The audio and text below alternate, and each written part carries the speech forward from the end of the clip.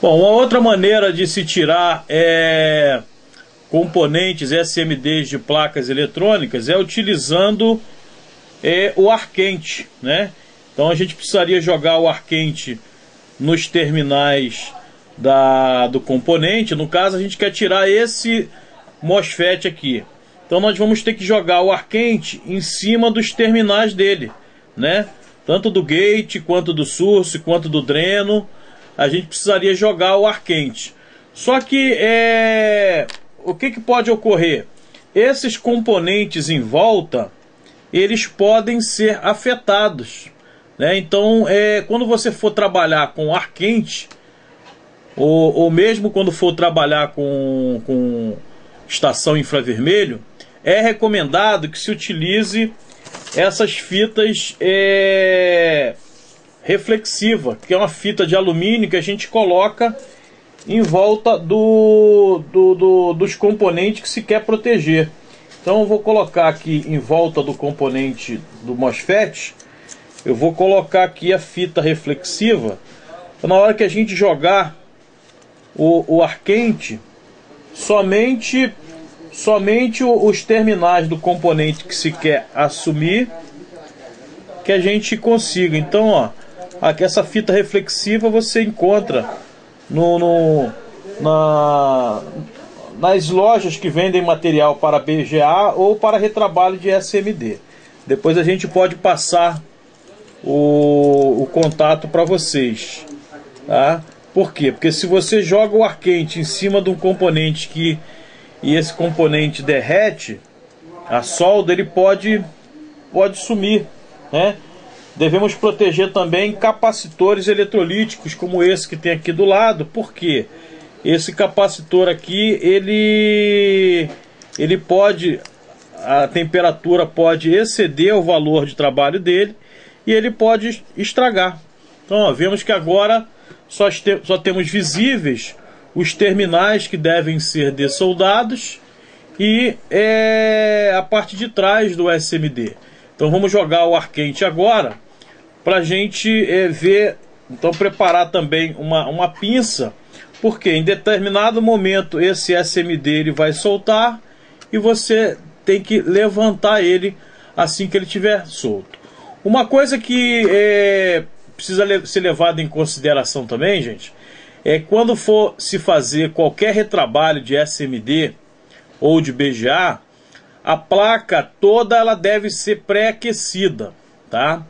Por que ela tem que ser pré-aquecida? Ela tem que ser pré-aquecida porque se você joga o ar quente, né? Daqui a pouco a gente vai jogar o ar quente aqui em cima do MOSFET, né? Se a gente joga o ar quente, a temperatura aqui nesse momento aqui, né? A temperatura nesse momento é na faixa de 25 graus, tá? E tanto do componente quanto da placa, essa parte amarela aqui, né? Da parte alaranjada. E o que acontece? Você vai jogar um ar quente aqui na temperatura de 280 graus em média, né?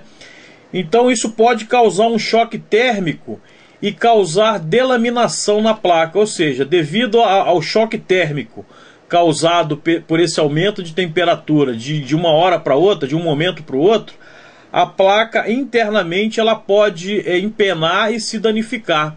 Então recomendamos que qualquer retrabalho em placas eletrônicas, você pegue toda essa placa e coloque ou num equipamento próprio para pré-aquecimento de placas, ou coloque num forno, né? Ou mesmo que você coloque numa estufa, que nós vamos ensinar como você fazer. Você pode fazer uma estufa caseira, utilizando uma caixa de madeira ou até mesmo uma caixa de papelão. Você forrar essa caixa com um papel alumínio, papel parecido com esse aí da fita reflexiva, e você colocando lâmpadas, aquelas lâmpadas incandescentes de 100 ou de 150 watts. Então você pode construir um forno para pré-aquecimento de placas eletrônicas e também para secagem, né? Por quê? Porque placa de desktop, gente, costuma muito acumular muita sujeira entre os terminais. Por exemplo, aqui nós temos um circuito integrado, Olha só quantos terminais tem aqui, ó. 1, 2, 3, 4, 5, 6, 7, 8, 9, 10, 11. Deve ter uns 30 terminais aqui, ó. Imagina a poeira acumulando aqui, tá? Depois a umidade. Então, essa poeira junto com a umidade pode causar uma condutividade entre um terminal e outro e causar até o não ligamento dessa placa. Então, toda placa de desktop, você precisa avaliar, porque de repente, antes de fazer qualquer coisa, você deve lavar ela literalmente debaixo de água na bica, né?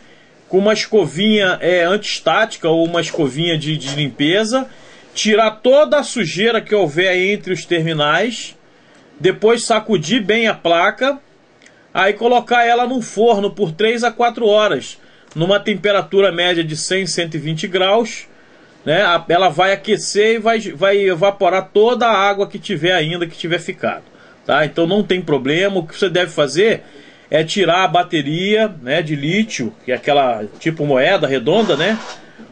Tirar o processador, tirar a memória, né? Deixar tudo fora e lavar só a placa, né? E depois colocar essa placa para poder secar na estufa. Então essa mesma estufa serve para nós fazermos o pré-aquecimento dessa placa eletrônica. Aí depois de 5 minutos ela sendo aquecida até 140 graus no máximo, tá? Você pode tirar ela da estufa e jogar o ar quente, que é o que nós vamos fazer agora, tá? Essa placa, essa daqui, ela já foi pré-aquecida, tá?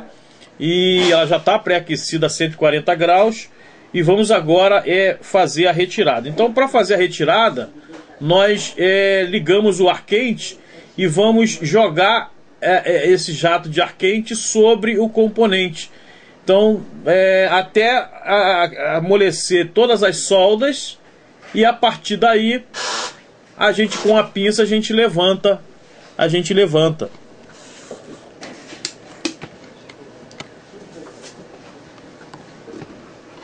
Tá.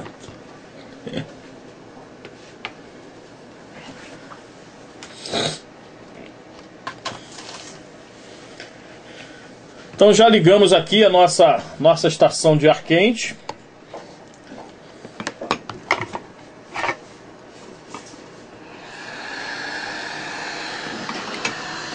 Então você ajusta ela na temperatura entre 280 e 30 graus. E vamos jogar o ar quente sobre o componente de maneira a aquecer os terminais, e com o auxílio de uma pinça